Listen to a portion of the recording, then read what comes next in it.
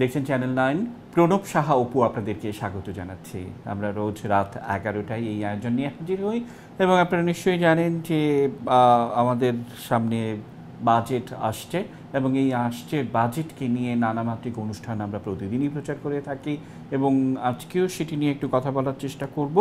Budget, শিক্ষা, সংস্কৃতি ও গবেষণা খাতের প্রত্যাশা, আমরা কি প্রত্যাশা করি, এর সঙ্গে সংশ্লিষ্ট যে মানুষগুলো আছে তারা কি প্রত্যাশা করেন, তাদের নিয়ে আজকে এই অনুষ্ঠানটি করার চেষ্টা করব। আমন্ত্রণ জানিয়েছি বীর মুক্তিযোদ্ধা অধ্যাপক ডক্টর আব্দুল মান্নান চৌধুরী। আমরা সবাই তাকে চিনি, ওয়ার্ল্ড ইউনিভার্সিটি অফ বাংলাদেশের তিনি মাননীয় উপাচার্য। স্যার, কৃতজ্ঞতা আপনাকে। আমরা আমন্ত্রণ জানিয়েছি মোহাম্মদ নাসির উদ্দিন, সাবেক তথ্য সচিব এবং সাংস্কৃতিক সচিব, এবং আমরা নানাভাবে অর্থনীতি, বিনিয়োগের বিশ্লেষণ, রাজনৈতিক বিশ্লেষণও তার কাছ থেকে নিয়ে থাকি।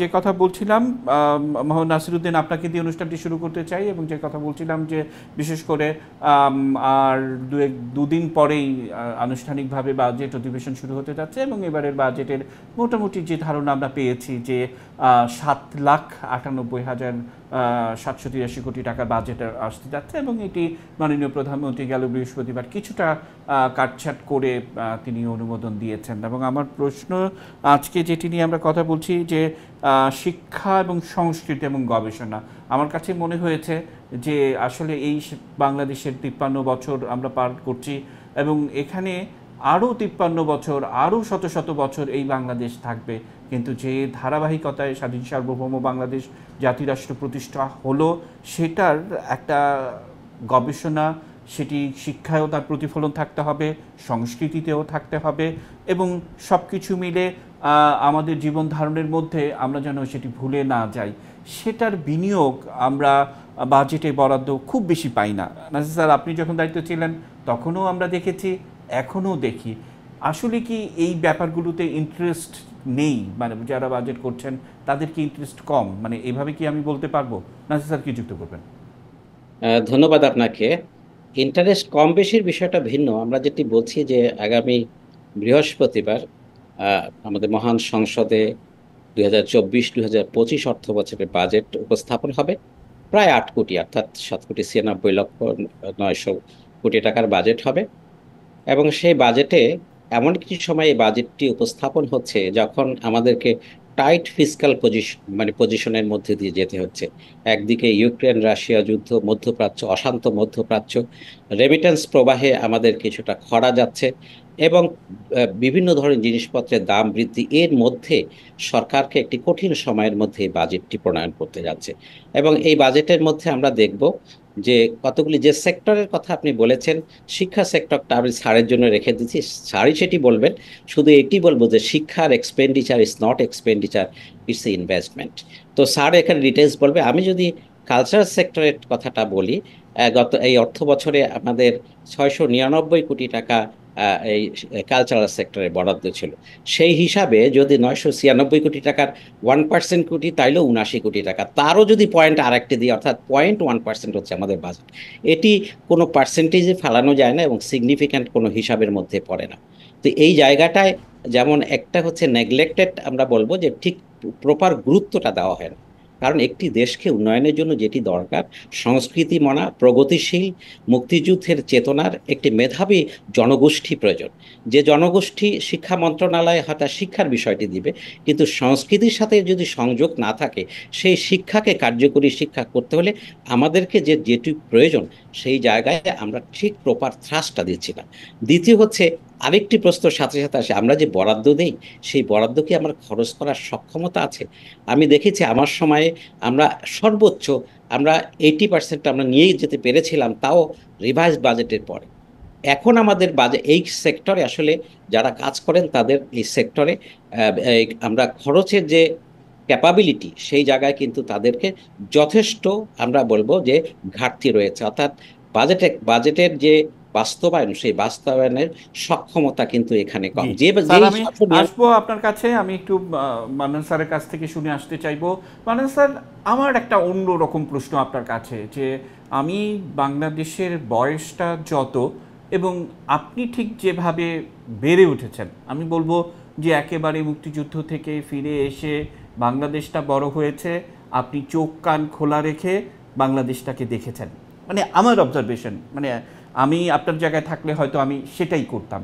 সেই ধারাবাহিকতায় 1972 সালে বঙ্গবন্ধু যখন 885 কোটি টাকার বাজেট দিচ্ছেন, মানে মাত্র 885 কোটি 86 কোটি টাকার টাকা। বাজেট, হ্যাঁ, সেই ধারাবাহিকতায় সেই দেশে এখন প্রায় 8 লাখ কোটি টাকার কাছাকাছি বাজেট হচ্ছে।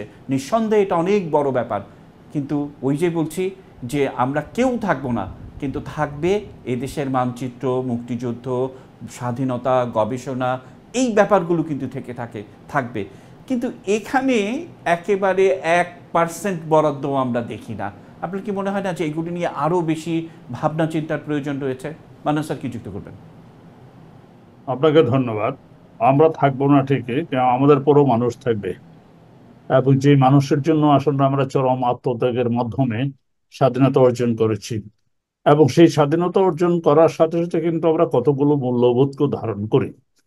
তো সেখানে সেই আমার আগে নাসিরুদ্দিন সাহেব উল্লেখ করেছেন, সংস্কৃতি মনা মানুষরা আসলে তো উচ্চ মনা মানুষ নয়, সংস্কৃতি মনা মানুষরা অসাম্প্রদায়িক চেতনা সমৃদ্ধ হয়। এবং সংস্কৃতির সাথে ধর্মের যেমন সম্পর্ক রয়েছে, শিক্ষার সাথে সংস্কৃতির তেমনি ভাবে। ওনার কথা থেকে আমি যেটুকু বুঝলাম, তাতে করে আপনার সংস্কৃতি অবহেলিত, শিক্ষা যে খুব একটা বরাদ্দ পেয়ে আসছে বরাবর তা নয়। যেখানে নাকি ইউনেস্কো ধারণা করেছিল যে জিডিপির অন্তত পক্ষে 5 হইতে 6 ভাগ একটা শিক্ষার ক্ষেত্রে বরাদ্দ থাকবে, সেটা কিন্তু হয়ে ওঠে নাই। তারা আমরা সামনের দিকে আগাচ্ছি বলছি, কিন্তু পার্সেন্টেজ হিসাবে দেখা যাচ্ছে যে বিগত বছরগুলোতে 2% বরাদ্দ খুব কম ক্ষেত্রে দেখা গেছে।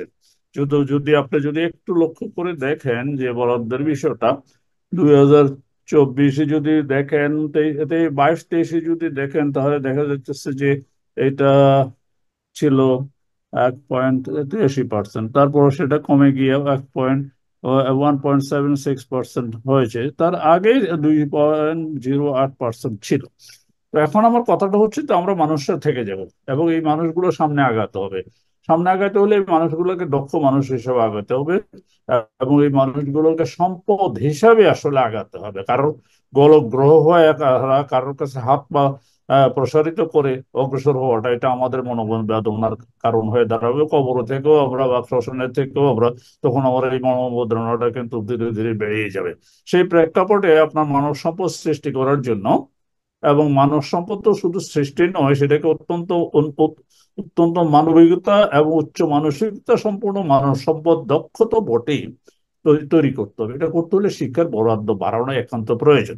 আমি জানি যে অন্যত্র মানে সাম্প্রতিক সময়ের বেশ কিছু ঘটনার আলোকে মাসি স্যার এবং মান্নান স্যার দুজনকে একটা কঠিন প্রশ্ন জিজ্ঞেস করতে চাই। মানে প্রশ্নটি বলেন। হচ্ছে এরকম যে, স্যার, আমরা শিক্ষিত হচ্ছি, আমরা সংস্কৃতিবান হচ্ছি কিনা, আমাদের গবেষণায় মনোযোগ আছে কিনা, আমরা জাতির জন্য কি রেখে যাচ্ছি সেই বিষয়টি আমরা পরিষ্কার কিনা।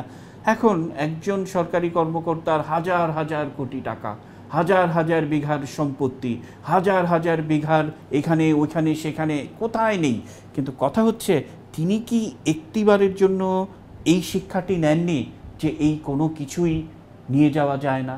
তাহলে শিক্ষায় কি গলদ? এইরকম সরকারি কর্মকর্তা থাকবে কেন? এরকম সরকারি কর্তার ভুল শিক্ষার, ভুল মানসিকতায় এরকম বড় হবে কেন? তাহলে কি এটি কি অন্যায় নয়, বা এটি কি ভুল শিক্ষা, অপশিক্ষা নয়? আমি জানি না এটা কঠিন প্রশ্ন কিনা। আমি দুজনের কাছ থেকে এই প্রশ্নের উত্তর শুনবো একদম ছোট্ট একটা বিরতি নিয়ে। নিচ্ছি ছোট্ট বিরতি, আমাদের সঙ্গে থাকুন।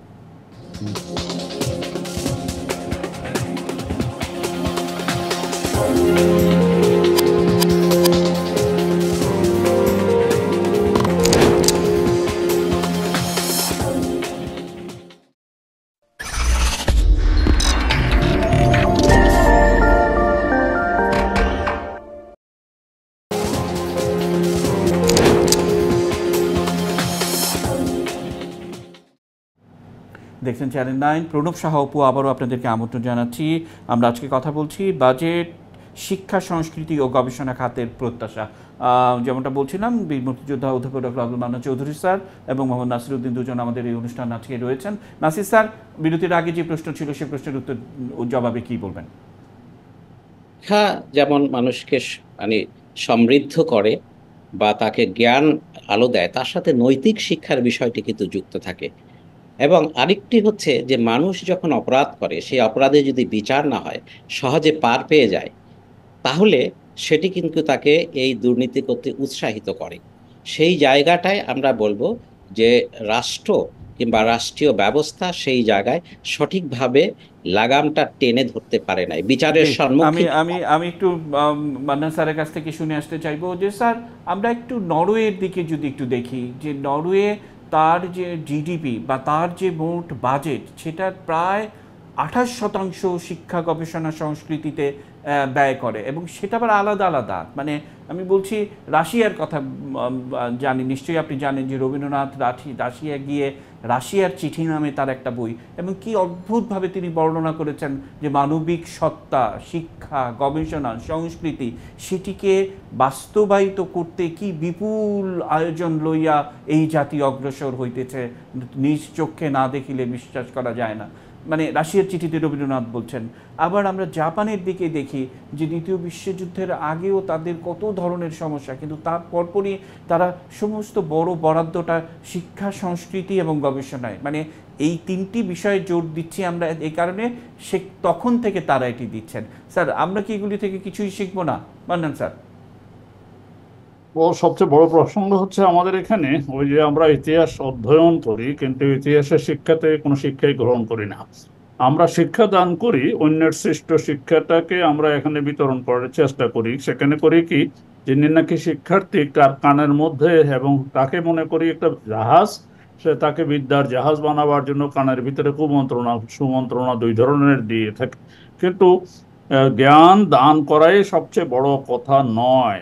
সৃষ্ট জ্ঞান আহরণের জন্য কিন্তু গবেষণাধর্মী কাজকর্ম প্রয়োজন, আর জ্ঞান প্রতিনিয়ত সৃষ্টি করতে হবে। তা না হলে স্থবির অবস্থায় চলে আসবো, আমরা সামনে পা বাড়াতে পারবো না।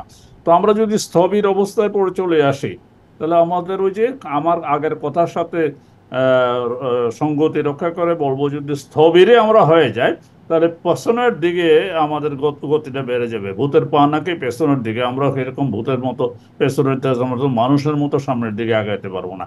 সেই জন্য আপনি বলেন নাই, কিন্তু আমি একটা বলতে যাবো যে শিক্ষা সংস্কৃতির জন্য আলাদা বাজেট চাই, সংস্কৃতির জন্য আলাদা বাজেট চাই। যদিও শিক্ষা সংস্কৃতি, তারপরে যদি আপনার গবেষণার জন্য তো অবশ্যই আলাদা বাজেট একান্ত প্রয়োজন। এবং সেটা শুধুমাত্র শিক্ষাঙ্গনের গবেষণার জন্য টাকা বরাদ্দ করা হবে, সবার জন্য বরাদ্দ থাকবে। একটা গবেষণার জন্য আস্ত ফান্ড থাকবে, সেই ফান্ডে সবারই এন্ট্রি থাকবে, এবং সেখানে তাদের কাজটা হবে যে আমাদের জ্ঞান সৃষ্টি করা। কি ধরনের জ্ঞান সৃষ্টি করা? যে জ্ঞানটা মানুষের উন্নয়নের জন্য, মানবিকতা বৃদ্ধির জন্য, অসাম্প্রদায়িক চেতনাবোধ বৃদ্ধির জন্য, গণতান্ত্রিক চেতনাবোধকে সমৃদ্ধ করার জন্য, এবং একটি শোষণহীন বৈষম্যহীন সমাজ প্রতিষ্ঠার জন্য যে জ্ঞান প্রয়োজন, সেটা চর্চা প্রতিনিয়ত করা হবে, এবং বৃদ্ধির জন্য গবেষণাটা নিরন্তর চলবে। এটা আমার ধারণা মনে করি আর কি। স্যার, আবারও আপনার কাছে আসবো। নাসির স্যার, মান্নান স্যার যে পয়েন্টসগুলো বললেন, একেবারে আমি যে কথাগুলি বলছিলাম, জাপান, নরওয়ে, ইভেন মানে এই যে ইউক্রেনের পাশে হাঙ্গেরি, ওরাও কিন্তু এই গবেষণায় অনেক বেশি। আমরা বড় হতে চাচ্ছি, এবং আমাদের মধ্যে সেই সক্রিয়তা রয়েছে, এসডিজি অর্জনে আমরা অনেক ভালো করছি, কিন্তু এই জায়গাটিতে আমরা কেন দৃষ্টি দিচ্ছি না? আপনার কাছে কি মনে হয়? এবং আসছে বাজেটে আপনার প্রত্যাশাই বা কি আছে স্যার?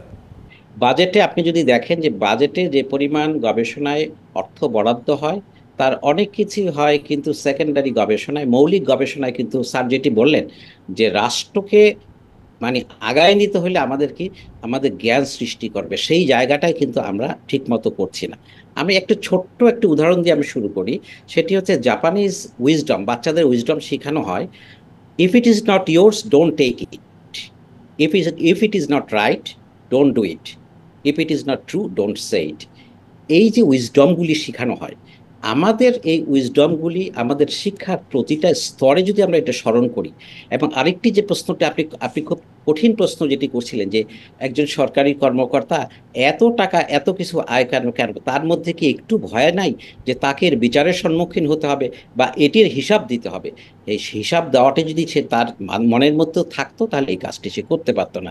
একটি হচ্ছে মৌলিক শিক্ষার অভাব, আরেকটি হচ্ছে যে তার যে কাজগুলি সেটি জবাবদিহিতা নাই। এই জবাবদিহিতার আওতায় যদি আমরা নিয়ে আসতে পারি, আমরা বলবো যে শিক্ষা এবং সংস্কৃতি, যেটি স্যারও বলছিলেন যে উন্নত মানসিকতার মানুষ তৈরি করে, যাদের মধ্যে এই ধরনের নোংরা বিষয়গুলি আসবে না। আসলে শিক্ষা, সংস্কৃতি এবং ক্রিয়া জগৎ, এই তিনটি জগতের মিলন যদি আমরা সঠিকভাবে করতে পারি, সেই গুরুত্বটা যদি আমরা ওইটা জায়গায় দিতে পারি, তাহলে কিন্তু সম্ভব। কিন্তু আমরা দেখছি আজ বিভিন্ন রকমের সমস্যায় আমরা দেখছি আমরা বলি যে ঋণের বোঝা আমাদের কিন্তু 15%, আমরা খালি 1% চাচ্ছিলাম শিক্ষা আমরা সংস্কৃতির ক্ষেত্রে, কিন্তু আমাদের 15% দিতে হয় কিন্তু ঋণের সুদ, বৈদেশিক ঋণের সুদ হিসাবে। তো সেই জায়গাগুলিতে কেন আমাকে দিতে হচ্ছে, বৈদেশিক ঋণ কেন দিতে হচ্ছে? কারণ ব্যাংকের আমার আমার যেটি ডেপথ যেটা আছে সেটি দিনে দিনে বেড়ে যাচ্ছে। সেই অসাধু স্যার আমি আসবো, আমি একটু মান্নান স্যারের কাছে যাব। স্যার মানে আমরা যে কথা বারবার বলার চেষ্টা করছি যে মানবিক দর্শন, মানবিক উন্নয়ন, সেটির দিকে স্যার দেখেন, মানে চণ্ডীদাস সেই কবে বলছেন যে সবার উপরে মানুষ সত্য, মানে আর কোনো বনিতা টনিতা নাই। রবীন্দ্রনাথ বলছেন যে মানুষের সম্ভাবনা অপার, এই সম্ভাবনার কোনো শেষ নেই। আর বিদ্রোহী কবি কাজী নজরুল ইসলাম তো বলেই ফেললেন যে উন্নত মমশির, যে এটি এবং সমস্ত সংমিশ্রণ। আমরা যদি বঙ্গবন্ধুকে দেখি যে তিনিও তো এই লোভ, লালসা, টাকা পয়সা এগুলোর দিকে যেতে পারতেন, কিন্তু অবিচল লক্ষ্যে থেকে স্বাধীন সার্বভৌম বাংলাদেশ জাতিরাষ্ট্র দিয়েছেন বলেই তিনি সর্বকালের সর্বশ্রেষ্ঠ বাঙালি। তাহলে আমরা তার কাছ থেকে কি শিখছি? মান্নান স্যার কি বলবেন? আমরা তার কাছ থেকেও শিখেছি সবার উপরে মানুষত্ব। উনি কিন্তু বলেছিলেন, আমি মানুষ, আমি বাঙালি, আমি মুসলমান। ক্রম ধরুন বা এর সমান্তরালে ধরুন, কিন্তু তার দর্শন অন্যান্য পৃথিবীর বড় বড় দর্শন যেগুলো রয়েছেন সেগুলোর সাথে কিন্তু সমতুল্য। এর আগে নাসির সাহেব যে কথাটা বললেন, জাপানের শিশুদেরকে যা শেখানো হয়, এই আমাদের দেশের শিশুদেরকেও কিন্তু তাই শেখানো হয় কম বেশ। আমি বলবো মুসলমান শিশুদের, আমি মুসলমান ধর্মাবলম্বী সংখ্যা এখানে বেশি, তো সেই জন্য ওদের কথা নিয়ে শুরু করছি, যে ওই মুসলমান শিশুদেরকেও কিন্তু এইসব কথাবার্তাগুলো শেখানো হয়, কিন্তু আসলে কেউ সেগুলো শেখানো হয় ঠিকই, কিন্তু সেগুলো কেউ অনুসরণ করে না, অনুকরণ করে না, এবং সেগুলোর প্রবৃদ্ধির জন্য কোনো কাজকর্ম করে না। এক গবেষক দেখিয়েছেন যে ইসলামিক মূল্যবোধগুলা কোনো মুসলিম দেশে, কোনো একটি মুসলিম দেশে সঠিকভাবে পালিত হয় না। যেই দেশে সবচেয়ে সঠিকভাবে পালিত হয় তার দেশটার নাম হচ্ছে লুক্সেমবার্গ, এবং followed by other Norway's and other countries, Scandinavian কান্ট্রির কথা বলা হয়েছে। তো আমাদের এখানে ধর্মীয় শিক্ষার জন্য বরাদ্দ রয়েছে নিঃসন্দেহে, কিন্তু ধর্ম আমাদেরকে ধর্মান্ধ কি জানে, ধর্মীয় শিক্ষা আমাদেরকে মানুষ হিসাবে তৈরি করে কিনা জানে। মালয়েশিয়ার কোনো কোনো বিশ্ববিদ্যালয়ের উদ্দেশ্যই হচ্ছে যে দুইয়ের মধ্যে সমন্বয় সাধন করে। সেই সমন্বয় সাধনটা করতে গেলে কিন্তু আমরা মানুষ হতাম, মানুষ হলে কিন্তু উন্নতির পথে। জাপানিরা কিন্তু শুধুমাত্র জাপানিজ নয়, জাপানিজরা শুধু উন্নত নয়, জাপানিরা কিন্তু মানুষও। আমরা আমরা সেটা উপলব্ধি করেছি কঠিন। ওই যে শিশুদেরকে যা শেখানো হয়ে থাকে, সেটা শুধু এক কান দিয়ে ঢুকে আরেক কান দিয়ে চলে যায় না, এটা হৃদয়ের গভীরে প্রবেশ করে এবং তারা তাদের জীবনে সেটাকে, আমাদের শিক্ষা ব্যবস্থা তদ্রুপ হওয়া উচিত, অরাধ্য তজ্জন্য হওয়া প্রয়োজন বলে আমি মনে করি। অসংখ্য ধন্যবাদ। আমরা শেষ করব। নাসির স্যার 30 সেকেন্ড সময় পাবেন, সমাপনী বক্তব্যে কি যুক্ত করবেন? আমরা যেটি বলবো, স্যারও যেটি বলেছেন যে বঙ্গবন্ধু একটি দেশকে স্বাধীন করে দিয়েছে এবং সেখানে হিন্দু, মুসলমান, বৌদ্ধ, খ্রিস্টান সকলের সম্মিলিত প্রচেষ্টাই এই বাংলাদেশ। তিনি আসল কাজটি করে দিয়েছেন। এখন এই দেশ গড়ার দায়িত্ব মাননীয় প্রধানমন্ত্রী শেখ হাসিনা কাঁধে নিয়েছেন, এবং সেই জায়গায় আমাদেরকে খুব দুঃখ পেতে হয়। কারণ হচ্ছে এখনো স্বাধীনতার সপক্ষের শক্তি, বিপক্ষের শক্তি। 54 বছর পরে কিসের বিপক্ষের শক্তি? আমরা সকলে আমাদেরকে যেতে হয় যে এই দেশটা আমাদের, আমরা প্রগতিশীল মানুষ, আমরা সমৃদ্ধ বাংলাদেশ গড়ে তুলব, স্মার্ট বাংলাদেশ গড়ে তুলব, এবং পৃথিবীর সকলের সাথে প্রতিযোগিতা করে আমরা গ্লোবাল সিটিজেন হিসাবে বেঁচে থাকব। অসংখ্য ধন্যবাদ এবং কৃতজ্ঞতা। মান্নান স্যার, শেষ করব, 30 সেকেন্ড সময়, সমাপনী বক্তব্যে কি যুক্ত করবেন? আমি একটি বিশেষ শ্রেণীর কথা বলবো, আমাদের বেসরকারি বিশ্ববিদ্যালয়ের উপাচার্য, বেসরকারি বিশ্ববিদ্যালয়গুলো সংকটে রয়েছে। সংকট থাকা অবস্থাও কিন্তু এরা গবেষণার জন্য কোনো না কোনো অঙ্ক বরাদ্দ রাখে। যেমন আমাদের মতো বিশ্ববিদ্যালয়ে প্রায় কোটি খানেক টাকা গবেষণার জন্য বরাদ্দ থাকে, ছোটখাটো বিশ্ববিদ্যালয়, বড়দের ব্যাপারেও কিন্তু তাই, এবং যার কারণে আগাচ্ছে সামনের দিকে অনেকটা। তো সেই প্রেক্ষিতে সরকার যে বরাদ্দ দিচ্ছে, বা বেসরকারি বিশ্ববিদ্যালয়ে কোনো বরাদ্দ দেয় না, বেসরকারি বিশ্ববিদ্যালয়ের সংকটগুলো সরকারের অনুধাবন করা একান্ত প্রয়োজন। গবেষণা অন্তত পক্ষে গবেষণার জন্য একটা থোক বরাদ্দ প্রয়োজন, বিশ্ববিদ্যালয়গুলোকে দেবে, বেসরকারি বিশ্ববিদ্যালয়ের জন্য একটি বিশেষ থোক বরাদ্দ একান্ত প্রয়োজন। আমি সেটা কামনা করি। অসংখ্য ধন্যবাদ এবং কৃতজ্ঞতা আপনাদের দুজনকে, আবারও শুভেচ্ছা জানিয়ে আয়োজন শেষ করতে চাইছি। দর্শক, আপনারা জানেন যে রবি থেকে বৃহস্পতি রাত 11টায় এই আয়োজন নিয়ে আমরা হাজির হই। আজ বিদায় নিচ্ছি, শুভরাত্রি।